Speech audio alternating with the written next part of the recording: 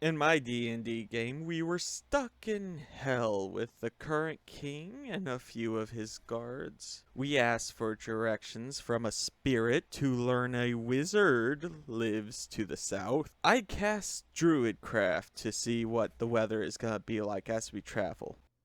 Blizzard. Hey, I think if you didn't check the weather, it would have been unremarkable. But now we know it's a blizzard in advance. We did nothing to prepare for the blizzard. Two of the king's guards froze in their tracks. They died in hell, the land of undead, where the evil spirits possess undead. But worry not, we have Fireball, in range of not just the fresh corpses, but the remaining guards and the king. The warlock is evil, so, Then the druid cast Call Lightning, which hit everyone within 5 feet of the strike. A smaller range, but still hit an allied guard. And the combat was done, with our allies seeing an entire 2 HP limping with us through the snow for the next hour. We found a temple and planned to take shelter, then a pressure place made us rethink that. The king and his guard made camp as the party started a dungeon crawl. We found a mural to the twin gods, Cain and Sanctus. The temple was older than the schism, which made the paladin rather uncomfortable. The warlock, still with his evil form in control, also disliked the mural. We found a room of statues. Me and the paladin crossed it, and then the warlock walked in. The two dangerous stone forms turned to attack, one's eyes glowing red and the other one yellow. The paladin didn't intervene on his turn, noting that since we passed, it's likely that the problem is the warlock holding a active weapon, and told him to put it away. He then informed us, per personality rules, he isn't allowed to do that, and ran past the guards to look for where he could escape to. From where I stood, I could see in one direction a room with fire, and in the other a room with light. I casted Druidcraft to try and put out the fire that I suspected was attached to the statue of Cain, but it was too big. The statue came upon the warlock. He backed away in fear into the room of light. Then, as light washed over him, his personality reverted to his more peaceful form. The first time I'd seen it since we fell into hell. His weapon turned into a book, and the golems returned to their posts. With some tinkering, we discovered in the holy room, if you cast healing magic, it opens a door into a wine cellar. The warlock started towards the fire room when I grabbed him and shoved him away. Then I walked into the fire room, where I drew a torch and used Druidcraft to light it, then snuff it out magically, conjuring a fire in the room, opening another door where we saw a man eating. What are you doing in my house? We thought this was an abandoned temple. Nope. The script in the front was 2,000 years old. You know what? It doesn't matter. I'm sorry to intrude. Do you think you could speak with us in the front room? He agreed, and we explained our predicament.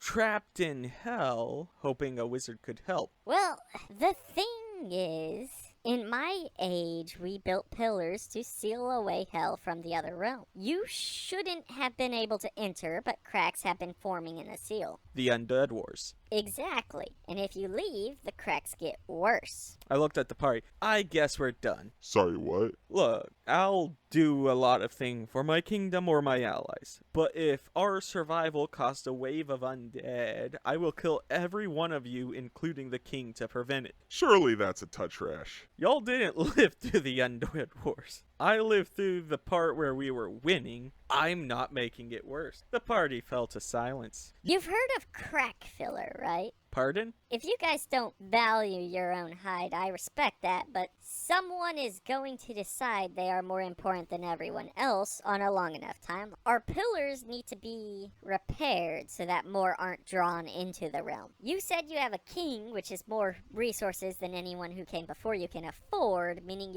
might be the best suited to solving this problem. I called for a vote, and the party agreed the risk was worth taking. The king agreed to finance us, and when the Civil War ended, he would also dedicate his men to repair the legendary pillars, but we would be sent ahead of them to get the ball rolling, so to speak. I suspect his men will be preoccupied between the Civil War and undead. Regardless, the journey continued. The paladin was late to the session, and I drew a mustache on his helmet. He didn't notice for the remainder of the session it was there. On the first day of travel, we were attacked by a wolf horde. They surrounded us, and wielding a bow is less than lethal when the pack tactics are bearing down on your face. I drew my swords and brought the wolf to the ground. How long have you had those? Literally this entire time. The battle was resolved without major incident, though I believe we lost another unarmed guard. The next day it was storming and we found something strange. A tea party being held in a clearing. I ducked into tree lines, as did several of our allies, and the paladin went to approach the people. They were tied to their chairs, foaming at the mouth. He used some of his clerical magics to heal them of their affliction, untying them as they went. They spoke in a language we didn't know, but I suspect it was elemental. Suddenly they turned on the paladin, striking him twice. The druid conjured a lightning bolt from the storm above and killed 3 of them. They were promptly possessed by demons, leaving them undead where they stood. The paladin was a quick thinker and sent holy water into the survivors, forcing demons out of their bodies. Now we could see 5 demons, 2 probably sympathetic combatants, the paladin, and also the king and guards were charging in to help. They sat roughly in a 20-foot circle, and it was the warlock's turn. I